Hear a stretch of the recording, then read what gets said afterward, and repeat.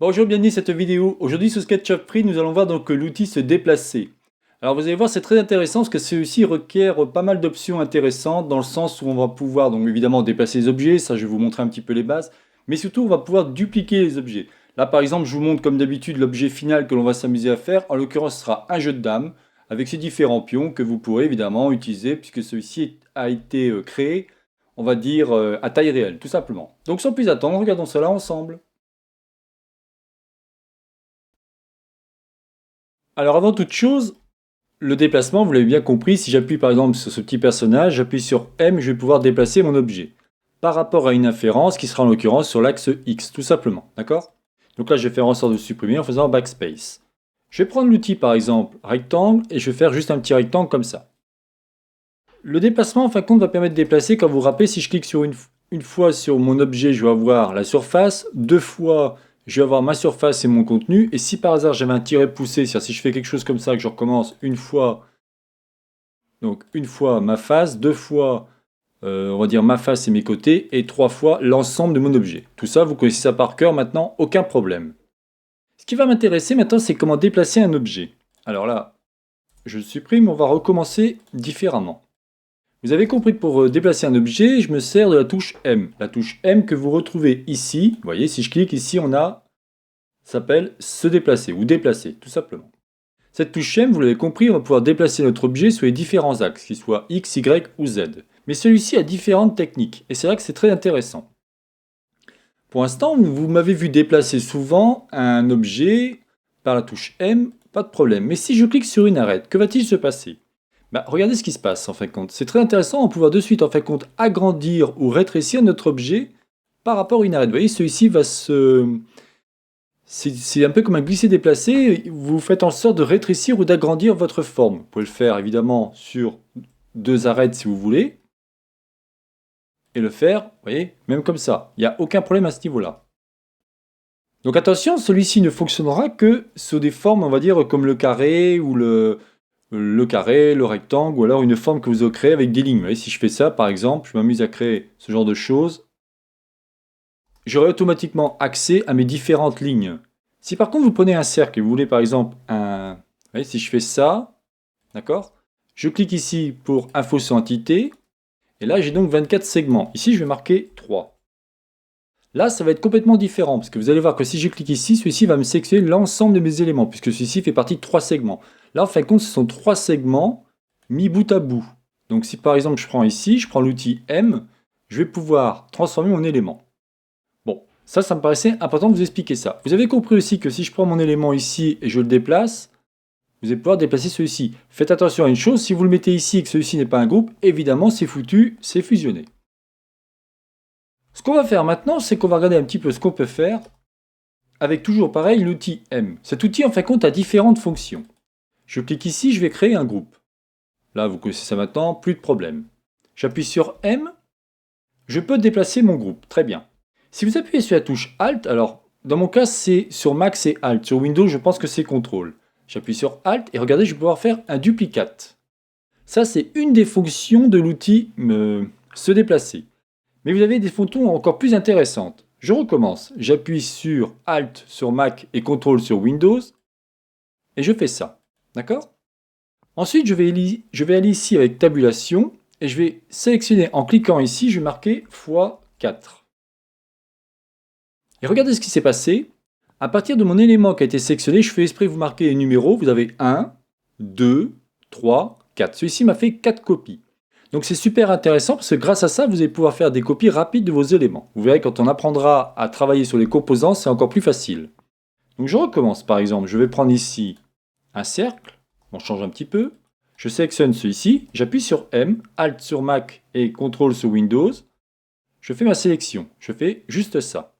J'appuie sur tabulation, je clique ici et là je vais marquer x4. Vous l'aurez compris, on va donc avoir 4 éléments, incluant celui qui est déjà sélectionné. Regardez, je fais Entrée et automatiquement on a bien ici 1, 2, 3 et 4. Super. Il existe une autre variante. Cette fois-ci, je vais prendre, on va dire encore l'outil rectangle. Voilà. Alors j'ai pas fait de groupe, vous n'êtes pas obligé dans ce cas-là, mais c'est toujours intéressant. J'appuie sur M, Alt sur Mac et CTRL sur Windows. J'appuie dessus une fois. Alors, je recommence, je me suis trompé. Alt, et parce que j'ai dû appuyer sur CTRL. Je vais me mettre à peu près ici. Cette fois-ci, je fais tabulation, mais cette fois-ci, je vais faire diviser. Alors, j'ai pas cliqué, pardon. Diviser. Et on va le diviser par 3. À votre avis, que va-t-il se passer? Regardez. En fin de compte, celui-ci va créer un intervalle identique entre, on va dire, le numéro 1 et le numéro 2. Il va me créer deux éléments à distance identique. Donc c'est super intéressant parce que cet outil, vous avez vu, on peut faire vraiment beaucoup de choses. Ce qu'on va faire maintenant, c'est qu'on va faire un cas pratique. Comme je vous dis, j'aime bien toujours faire des cas pratiques. Donc on va effacer tout ça. Impeccable. Ici, je vais créer un grand rectangle. Alors je ne sais pas en quoi je suis en mètres, donc ça ne me va pas. Je vais faire en sorte ici de mettre... Alors c'est pas ici. Là, je suis en centimètres. Tiens, c'est marrant, pourtant je suis en centimètres. Il me met des mètres cet animal. Ça, j'ai jamais compris. Alors on va rester comme ça. On va prendre l'outil T pour avoir ici... Alors on va dire 37 cm. Ah oui, alors je suis vraiment grand là. Alors on va essayer d'avoir quelque chose. Alors si je fais tabulation... Non. Alors des fois j'ai remarqué effectivement j'ai des habitudes, comme je travaille beaucoup sur SketchUp 2017 ou voire 2016, j'ai beaucoup d'habitudes. Il y a des choses qui sont un peu différentes sur SketchUp Free. Pour ceux qui connaissent l'un et qui travaillent sur l'autre, en l'occurrence SketchUp Free, vous apercevez que quand vous appuyez sur tabulation, normalement, vous accédez et vous mettez vos valeurs. Bon là c'est un peu plus compliqué. Alors je vais zoomer, puis je vais essayer de vous mettre une valeur de 37 cm. Alors je cherche. Alors, qu'est-ce qu'il me fait cet animal? Alors, 37 cm on a dit. On y est presque. Voilà, parfait. Ensuite, ici, ce qui m'intéresse, c'est une valeur de 37 cm aussi. Donc là, c'est pareil. Vous voyez, je fais exprès de zoomer pour pouvoir avoir quelque chose de plus précis. C'est la partie, on va dire, la plus longue. Après, le reste, vous allez voir, ça va être tout seul. Parfait. Donc ici, je vais faire touche raccourci L, premier, deuxième. OK. Je vais sélectionner mes segments, puisqu'on n'a pas encore vu la gomme, quoique si on va la prendre. On va juste prendre la gomme pour que vous puissiez comprendre. La gomme, c'est E. Et je vais tout simplement effacer ce qui ne m'intéresse plus. D'accord? Shift Z pour avoir quelque chose comme je voulais. Ici, je vais faire un petit tiret poussé. On va dire, là, j'ai mon élément à côté de moi. En fin de compte, je suis en train de vous créer un damier où on va faire des petits pions de jeu de dames. On va dire 5 cm. Donc là, on va mettre 5 cm. Parfait. Celui-ci, je vais créer un groupe. Ok, super, c'est ce que je voulais. Alors normalement, il faut savoir que quand vous créez un objet, là je commence à vous donner des astuces de professionnels, mettez-vous toujours au niveau de votre axe. Donc là, c'est pas bon. Je sais pas pourquoi celui-ci le prend pas. Voilà, parfait. Faites toujours en sorte que votre élément commence toujours par rapport à l'axe. C'est beaucoup plus pro quand vous mettrez ça sur 3D Warehouse. Ce qu'on va faire maintenant, c'est qu'on va créer les carreaux par rapport à notre jeu de dames. Donc là, c'est pareil, on va faire un groupe. Donc on va prendre ici... Alors elles font 3,7. Alors on va essayer de mettre comme ça. On va pas s'embêter. On va prendre l'outimètre et on va marquer 3,7. Alors là... Évidemment, il ne veut pas mettre 80. Pourquoi il met 80 cet animal? Bon, c'est pas grave, on va mettre 3,8. C'est pas très grave. Ici, des fois il y a des choses que je comprends pas. C'est assez bizarre. Mais le but c'est que vous compreniez bien ce que je suis en train de faire. Ok. Là c'est cool, on a fait 9 premiers carreaux. Et évidemment, un damier est composé de 8 carreaux. 8 par 8 en fin de compte. Hein. Donc là je vais créer un groupe, tout simplement. Et je vais faire ce que je vous expliquais à l'instant. C'est-à-dire, je prends mon élément. Alors on va se mettre ici. J'appuie sur M. Alt pour Mac et CTRL sur Windows. Et je fais mon premier duplicate. D'accord? Celui-ci, après, je vais vouloir... Alors, je fais ici tabulation. Là, je vais cliquer. Et je vais multiplier ça par 7. Ici, on a donc 1, 2, 3, 4, 5, 6, 7, 8. Parfait, c'est exactement ce que je voulais. Et maintenant, on va faire de même ici. C'est-à-dire que je vais sélectionner l'ensemble. Touche M enfoncée. Alt sur Mac, CTRL sur Windows. Je vais faire quelque chose comme ça. Et pareil, je vais faire tabulation. Et ici, je vais faire x7 aussi. j'ai oublié de sélectionner, fois 7. Voilà. Et vous voyez, en 2 coups de cuillère à peau, on vient de créer notre damier. Tous sont composés de groupes, c'est ce que je voulais.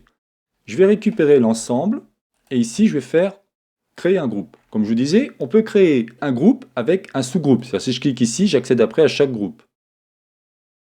D'accord? Vous pouvez aussi l'éclater si vous êtes intéressé. Pour l'instant, on verra ça un peu plus tard. Ce qu'on va faire maintenant, c'est qu'on va sélectionner celui-ci, on va le placer sur notre damier.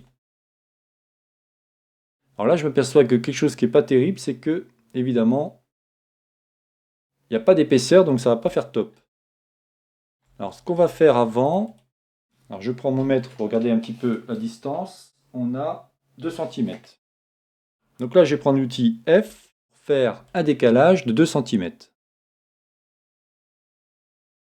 On verra plus tard l'outil décalage, ne vous inquiétez pas, mais de temps en temps, je vous donne... Alors là, je vais un petit peu essayer de voir si j'arrive à 2 cm. Bon, c'est pas grave. Ok. Et après, on va essayer de voir un peu avec notre élément si on peut faire quelque chose d'intéressant. Alors, si je le mets là... Voilà, ça me paraît pas mal. Oui, c'est propre. Ce qu'on va faire maintenant, c'est qu'on va faire ça, et on va sélectionner chaque élément. Donc là, on peut tout simplement faire ça, hein, et on va faire éclater. Pour qu'en fin de compte, on n'ait plus que simplement le groupe. Et comme ça, en faisant ça, si je récupère mon élément, je vais pouvoir faire un tout petit tiré poussé. Alors ridicule, hein, tiré poussé. C'est vraiment histoire d'avoir un tout petit peu de matière. Voilà. Alors, pourquoi elle n'a pas fait? Voilà. Il existe des add-ons permettant justement de faire un tiré poussé multiple. Bon, bah là, c'est pas notre cas, donc il va falloir qu'on se les tape un par un. Vous avez bien compris qu'ici j'ai une couleur différente parce que j'ai une couleur face, on va dire, opposée à ma caméra. Donc j'ai une couleur grisée. Mais on va régler ça en 2 coups de cuillère à peau. C'est un peu long, je vous l'accorde. Je vais peut-être accélérer la vidéo, je verrai. Bon, quoi qu'on arrive à la fin. Et le fait de double-cliquer garde la valeur précédente, heureusement, parce que si à chaque fois il faudrait remettre la même valeur, on perdrait un temps fou. Voilà. Ce que je vais faire maintenant, je vais faire en sorte de cliquer ici, et je vais dire inverser les faces. Il va me rester plus que ces deux-là pour les remettre normalement. Et voilà, super. Bon, bah là, on vient de faire notre jeu de dames. Ce qui nous manque, c'est les couleurs. C'est tout à fait normal. Donc là, j'ai mon damier sous les yeux. Donc on va commencer le marron à cet endroit-là. Donc je vais voir 1, 2, 3, 4. Ok. Donc là, je vais prendre... Je rentre dans mon groupe. Je recommence. Je rentre dans mon groupe. J'appuie sur B pour avoir les couleurs. Et ici, il y a déjà des couleurs prédéfinies. On va mettre celle-là. Tiens, c'est pas mal. Donc on va mettre ici, ici, ici et ici. Et après, automatiquement, c'est décalé. Donc ici, ici, ici, ici. Vous l'avez compris, hein, c'est simplement un jeu de dames ou un jeu d'échecs que l'on fait ensemble. Vous verrez qu'on s'amusera avec l'outil Suivez-moi à faire par exemple des pièces de jeu d'échecs. On ne les fera pas entièrement parce que ça ferait appel à une autre vidéo que j'avais faite sur les jeux d'échecs où là, bon, ça serait redondant et je ne vois pas l'intérêt. Je préfère faire des objets qu'on n'a pas encore vus ensemble. Voilà, donc j'ai colorié les différentes cases. Ce qu'on peut faire maintenant, c'est enregistrer hein, pour être sûr. Là, je vois... J'ai cliqué sur bouton enregistrer. Celui-ci va me donner... Donc je vais mettre ça dans l'objet. Hein, et on va l'appeler par exemple jeu de dames. Alors, en général, moi je vais marquer jeu underscore de dames. Et après je mets 0,0. Parce que ça dépend évidemment. Moi c'est toujours ma valeur initiale ou mon travail initial. Là je fais enregistrer ici. Et après comme ça vous mettrez 0,1, 0,2 et ainsi de suite. Alors ce que je vais faire, bah, évidemment je ne vais pas finaliser tout devant vous. Hein, ça serait trop long. Mais le but, c'est de vous expliquer comment fonctionnait l'outil déplacer. Ce qu'on peut faire ici, c'est donc créer un pion avec la touche C. On va lui mettre un diamètre, donc c'était un rayon de 1, parfait. Ici, on va double-cliquer pour créer un groupe. OK. On va lui faire un petit tiré poussé, on va dire, allez, de... Ouais, ça c'est pas mal. Et après, vous avez bien compris ce qu'il faut faire. On fait M, on appuie sur Alt sur Mac et CTRL sur Windows. Et on va le dupliquer, tout simplement. Bon bah voilà, je pense que je n'en dirai pas plus sur cette vidéo. Je vous montrerai simplement ce que j'ai fait en finale pour que vous puissiez bien voir ce qu'il en est. Et comme ça, ben, on aura fini la vidéo sur l'outil déplacer. Donc là, vous retrouvez maintenant le jeu de dames que je me suis amusé à modifier un peu pour que ce soit plus sympa au niveau de la couleur. Rappelez-vous que si vous appuyez sur la touche B, vous aurez les différentes couleurs. Et ici, vous voyez, vous allez pouvoir, alors on fera une vidéo précise là-dessus, mais c'est ici que j'ai été. Et c'est là que je me suis amusé à appliquer les couleurs. Tout simplement. Attention, quand c'est un groupe, si par exemple vous cliquez sur le vert et vous voulez cliquer ici, automatiquement, tout ce qui est groupe va être composé de la couleur prédéfinie. Donc faites attention à ça, amusez-vous à mettre des couleurs, ça paraît sympa. Là aussi, quand on aura terminé le jeu de dames, parce que là il n'est pas vraiment terminé, on essaiera de le rendre plus sympathique, plus agréable, je le mettrai en ligne sur mon compte 3D Warehouse pour que vous puissiez jouer avec.